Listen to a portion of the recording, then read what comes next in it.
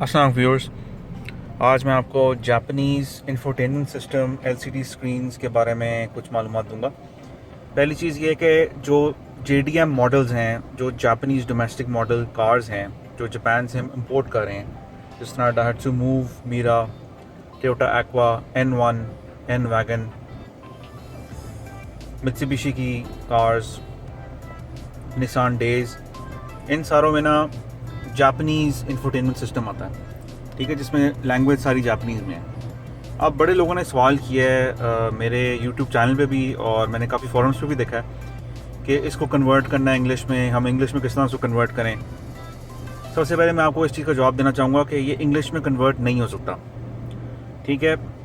कुछ सिस्टम्स में सिर्फ मेन मेन्यू जो है वो इंग्लिश में कन्वर्ट हो आता है, लेकिन मोस्टली सिस्टम्स में इंग्लिश में नहीं कन्वर्ट होता। आपको इसके लिए ना एक ट्रांसलेटर सॉफ्टवेयर यूज़ करना पड़ेगा जो एंड्रॉयड सिस्टम में आएगा, सॉरी एंड्रॉयड फ़ोन में और आईफोन में। उसका मैं अभी आपको दिखाता हूँ वो आपने कहाँ से डाउनलोड करना है अपने फ़ोन में।